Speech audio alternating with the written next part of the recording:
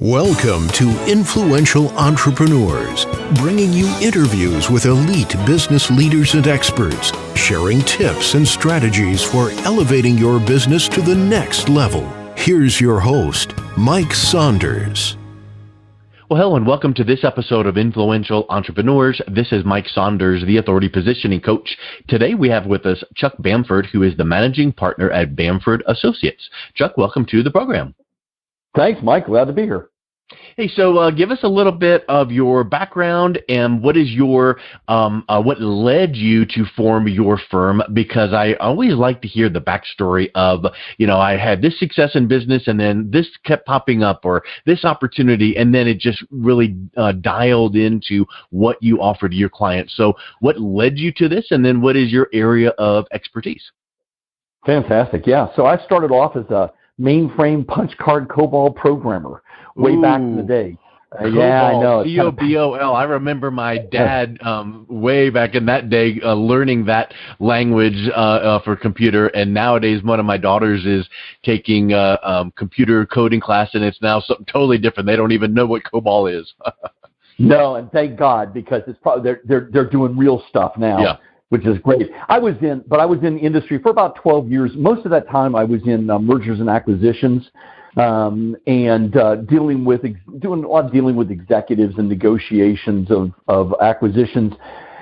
Decided to go back and get my Ph.D. And then for the next 16 years after my Ph.D., I was a professor, just the classic, what you think of. I had an endowed chair. I was a full professor with tenure, and really kept doing consulting on the side, and really kept coming up with, I love the teaching part of academia. I'm not too keen on all the politics and the committee meetings and everything else, but also that executives were who got my material the best. So I am a strategy guy.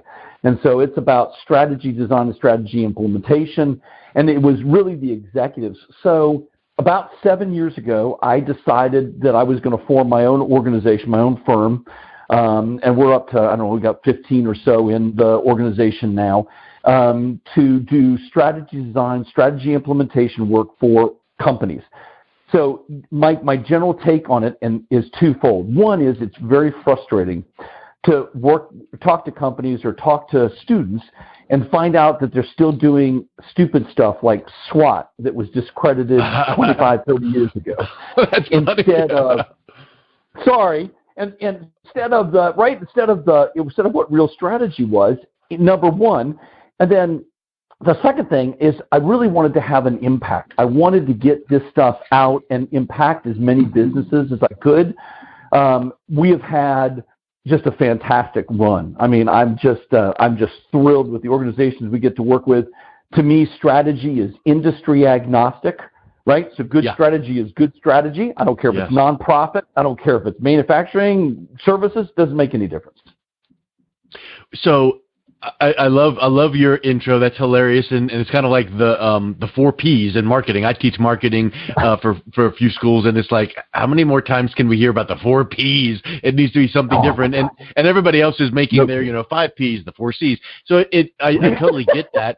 And as a side note, I feel like there are certain things in business that can make you, your firm, even your team in the business stand out. And one of those things could be the strategy you have. So I want to ask the question, what is strategy by your definition? Because I believe that a lot of people would think kind of like, well, strategy is a set of blah, blah, blah. And it's like, yeah, that's a good start. But really, let's really peel the onion back here. What do you say strategy actually is?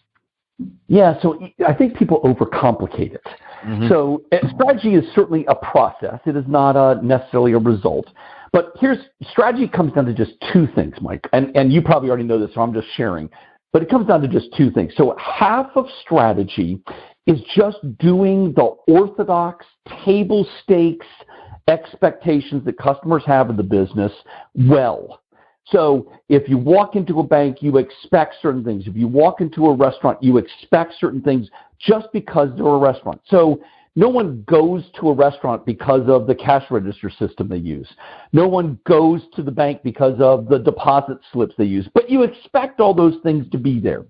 So half of strategy, as I say, is not frustrating customers, at least getting all that. The other half of strategy is really finding the 2, maybe 3 things that truly separate you in the mind of customers, such that customers will go past your competitors and come to you because you have these things. And it's getting past sort of the face validity stuff that we run into where, well, it's all about my people.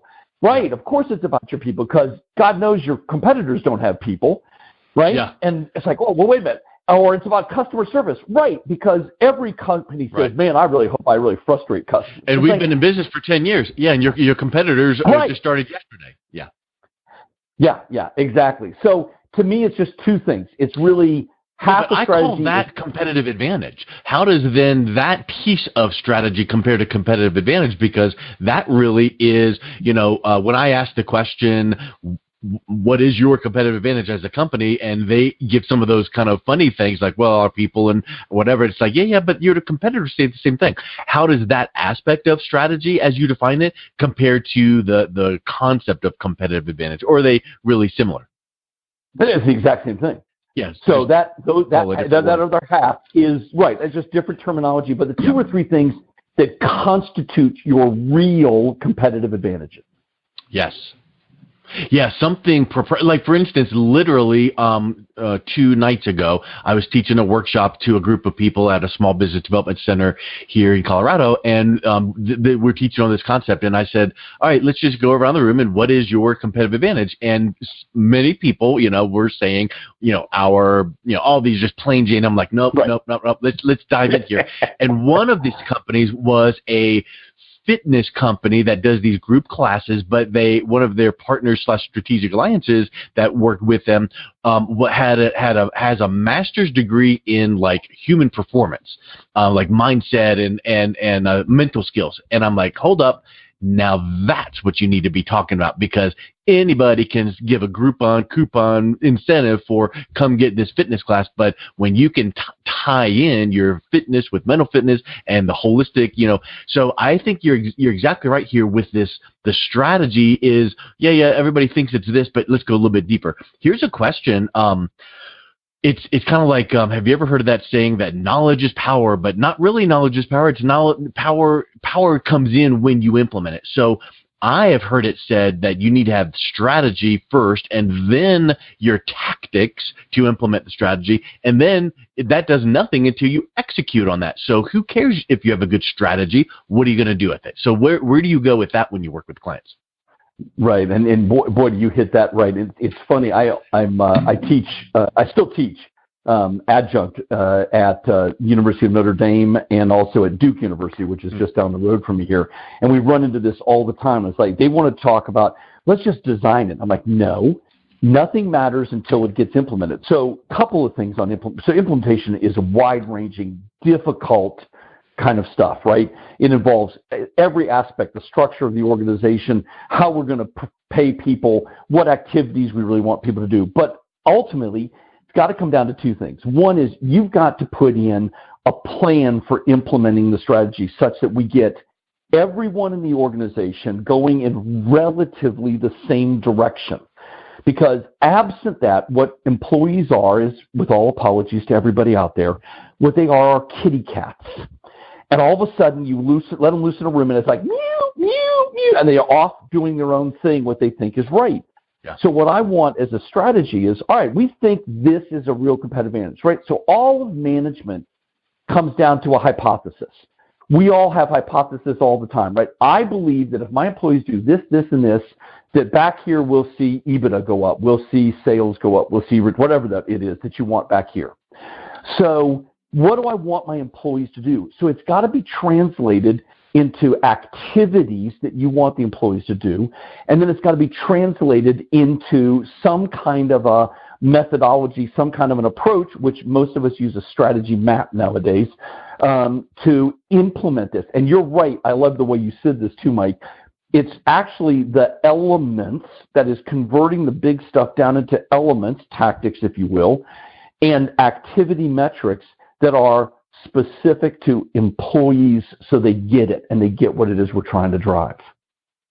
Yeah, and I think it's kind of like you need to keep your eyes open for these types of opportunities because they'll just fly by. Because it's not like we don't have much to do these days in our world of teams and businesses. So, what do you find are some of the easiest quick wins, low hanging fruit for an organization or a person entrepreneur to go? Okay, I could do this piece of it. Now, the big strategy map, it could be a big long process, 2-year process. But what can I do like today, tomorrow to be watching for to go, here's a quick win, here's something I can do without a lot of effort, which then creates the momentum to keep doing it. Okay, so here's what my fun one. My fun one goes something like this. You will get a better bang for your buck by fixing a table stake element of your business, the half a strategy that's about that, than you will by all the cool things that you do. So not frustrating customers. So look at your competitors and look at it from the customer's perspective. What are you doing that is below the median, below what's going on in the industry? Fix 1 or 2 of those quickly, and you will get a lot of positive feedback from customers. Yeah. So quickest and easiest thing is fix the table stake. Look around. Don't just say, well, this is just the way we do things. Well, when I started it, this is what I did. But the reality is customers now expect to be able to find you on their mobile device, and you don't have it mobile enabled. Well, by God, go get it mobile enabled, and you fixed a pain point for a customer. Yes. Yeah, just watching for those little nuggets. And what you just described is something that I'm really keen and focused on these days. I've interviewed Bob Berg a few times. Are you familiar with his work? I know Bob. Yep. Yeah. So The Go-Giver, and I read it like 19 times. I just finished it again and starting the next one in the series. But anyway, it's the giving of value first. So you've got to figure out ways that, like you just said, fix this thing for them. Well, you could have probably had your hand out first and said, if I do this, would you do this for me? Just do it. Do it. Yes, sir. You got it. That's awesome. So what else? Yeah, I love it. What do you find that is a misconception? Like, what do people think that they're addressing strategy, but then they're really not? Where are they off base? I think that, unfortunately, an awful lot of people view strategy as sort of some kind of a horrible annual ritual or some kind of a thing that they've got to go through periodically. And what they effectively do is budget. They're effectively creating a budget, or they're trying to, take advantage of some small little thing within the organization. So I think the biggest element that I would come back to is that we've got to get to what real competitive advantages are, not just what you think they are, right? So it's not just putting Post-it notes up on a wall and saying, this is why people should buy from us. It's going through a real analysis. So I think one of the things that frustrated me and kind of pushed me into starting my own business, pushed me into writing all these books, was that this knowledge wasn't getting out to all of the masses on how you actually do this. So what is a real competitive advantage? It's not just that it's doing something different. That's important. But it's also that you get to keep that difference for a long period of time, that it's going to be durable. And it's also going through and saying, what are the substitutes for this? And if there are really good substitutes out there, it's really not a competitive advantage. And there's 2 other elements, but it's going through and saying, look, strategy is at least part science and part art. We know certain things that work very well. You can still make mistakes. You can still do it wrong. But if you use a process and you really analyze this stuff, what you will find is that most of the things you thought, and you were just saying this earlier, your competitive advantages are really just table stakes in the industry. And what I want to get people to understand is there's a process. It's not hard to understand, but there is a process. And stop doing sort of simplistic models and simplistic things that have long been discredited by all the research and all the practical findings that are out there. Yeah, that's pretty huge.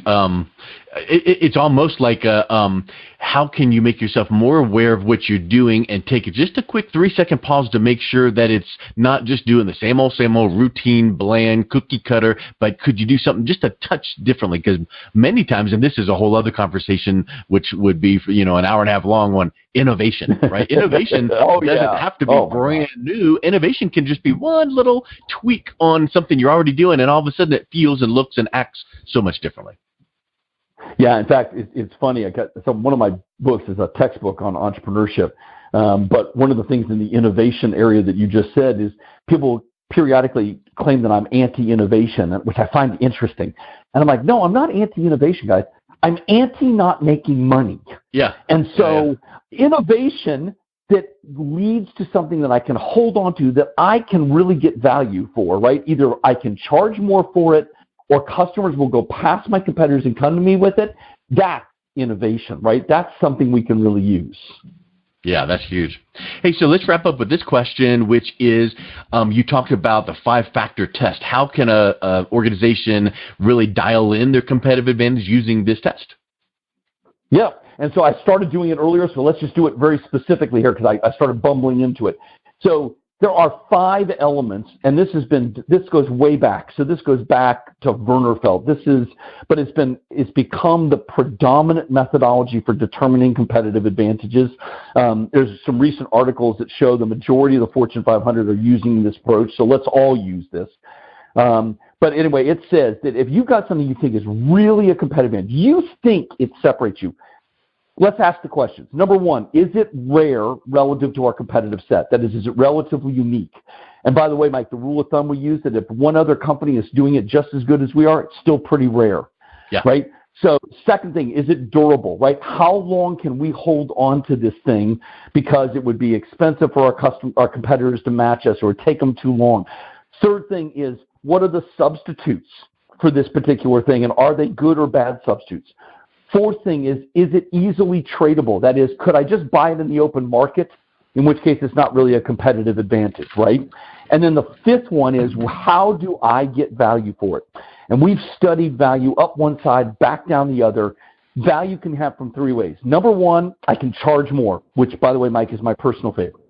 Number 2 is it costs me less. That is, I get a better basis point run because I do this than my competitors.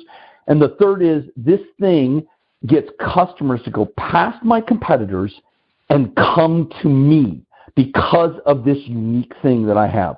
If it can get through all 5 of those things, let's go do some analysis. Let's go do some pricing models. Let's go do some other things. But we've probably got something that really is going to be a competitive advantage.